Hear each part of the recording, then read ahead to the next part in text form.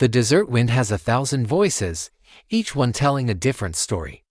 But tonight, we listen to only one. A story that begins not with a pharaoh on his golden throne, nor a priest in a hallowed temple, but with a man the world had long forgotten. This is the tale of how a whisper in the dark rewrote the destiny of an empire. Imagine Egypt, bathed in the silver light of a midnight moon. The great temples of Karnak stand silent, colossal monuments to gods and kings.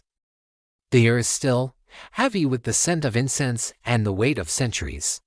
To the outside world, it is a night like any other. But inside, something is stirring. Something ancient and powerful. Within the grand hypostyle hall, where rows of towering columns reach for the heavens like petrified reeds, the stone statues begin to whisper. Their voices are not the booming commands of deities, but the dry rustle of sand shifting over ancient rock. They speak, not to the high priests cloaked in white linen, nor to the nobles dreaming in their lavish villas along the Nile. No, their words are for someone else. In a forgotten corner of the sprawling temple complex, a man named Pharaoh awakens. He isn't a warrior or a scholar. He's a stone carver, his hands calloused and his back aching from years of thankless labor. His only inheritance is the dust of the quarries and the obscurity of his birth. To the world, he is invisible, just another face in the crowd of laborers who built this very temple. But the gods see what men overlook. As the first whispers reach him, carried on a breeze that seems to have no source, Pharaoh dismisses them as a trick of the wind, a figment of his tired mind. But the whispers grow stronger, more insistent. They are not words as we know them, but a tide of feelings, images, and raw power that washes over him. He sees visions of a divided kingdom, of a looming shadow from the eastern deserts, of a famine that will turn the fertile Nile Valley into a barren wasteland. He stumbles out of his small sleeping quarter, his heart pounding a frantic rhythm against his ribs. He needs to see, to understand what is happening.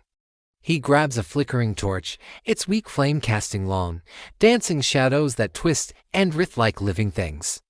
He makes his way toward the heart of the temple, the sanctuary where the gods themselves are said to dwell. The temple is different tonight. The air crackles with an unseen energy. As Pharaoh walks down the central aisle, something impossible happens. The statues, magnificent figures of Horus, Osiris, and Anubis, carved from solid granite and diorite, begin to move. Not with the clatter of stone against stone, but with a silent, terrifying grace. Stone eyes, once fixed in an eternal, forward gaze, slowly, deliberately, turn to follow him. The hawk head of Horus, the jackal snout of Anubis, the serene face of Isis all turn toward this one, forgotten man. Fear, cold and sharp, pierces Pharaoh's heart. He's a trespasser here, a commoner in a place reserved for the divine. He expects to be struck down, to be turned to dust for his audacity. He falls to his knees, his torch clattering on the stone floor, plunging him into near darkness. He presses his forehead to the cool stone, bracing for the end. But the end does not come. Instead, one voice rises above the chorus of whispers, a voice that seems to come from the very stones of the temple and from the stars above.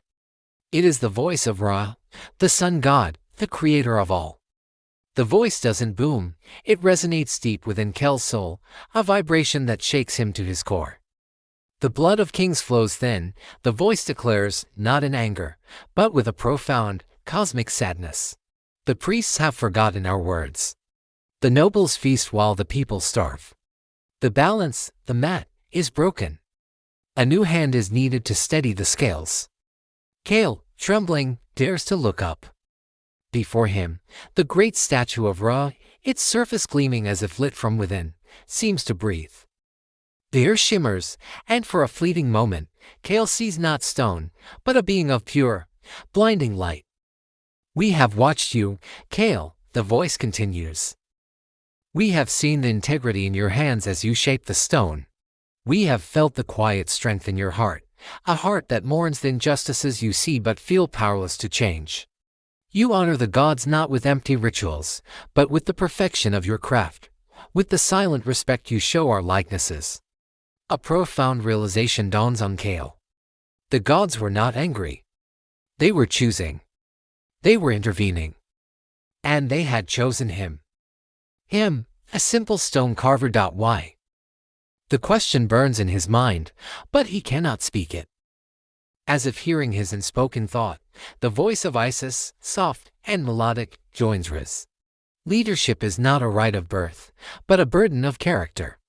The true Pharaoh is a shepherd to his people, not a master.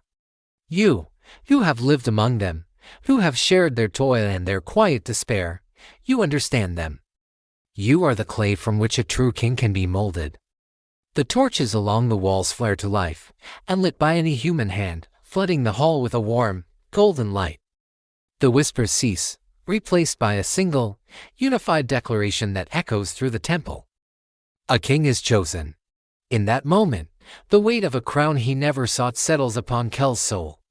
It is heavier than any block of granite he has ever lifted. He sees the path ahead, a path fraught with danger, disbelief, and opposition. The priests will call him a heretic. The nobles will see him as a threat to their power. The Pharaoh himself will surely seek his head. How can one man, a forgotten man, stand against the entire established order of Egypt? How can he convince a nation that the gods have spoken to him, a nobody? He is armed with nothing but the conviction in his heart and the impossible memory of this night. But as he looks around at the stone faces of the gods, now still and silent once more, he feels a new strength coursing through him. It is not his own strength, but theirs. He is no longer just Kale, the stone carver. He is the vessel of the gods' will, the chosen instrument of divine intervention. The first rays of dawn begin to filter through the high windows of the temple, chasing away the shadows. A new day is beginning, for Kale and for Egypt. He picks up his fallen torch, now just a piece of smoldering wood. He doesn't need its light anymore. A fire has been lit within him, a fire that will either forge a new golden age or burn Egypt to the ground. He walks out of the temple, not with the hurried steps of a man who has witnessed a miracle, but with the steady, measured gait of a king. The guards at the gate, accustomed to ignoring him, find themselves unconsciously straightening up, their eyes drawn to him as if for the first time. They see the same dusty clothes, the same tired face, but there is something different.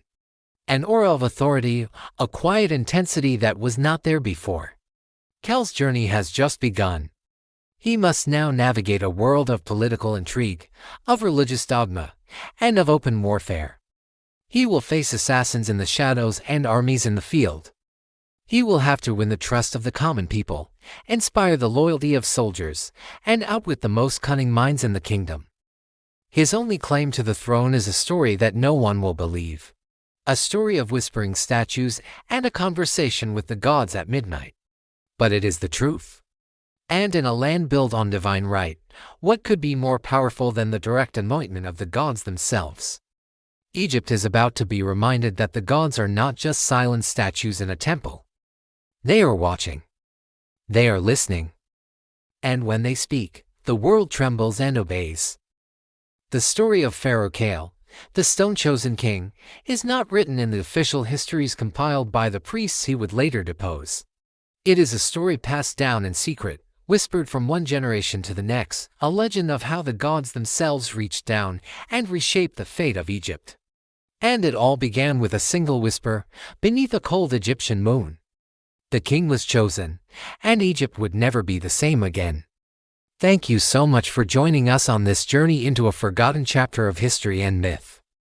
If you were captivated by the story of Kale and want to see how his incredible destiny unfolds, make sure to hit that subscribe button and turn on notifications. We have so many more tales to tell. We'd love to hear your thoughts in the comments below. What do you think Kale's first move should be? Thanks for watching, and we'll see you in the next video.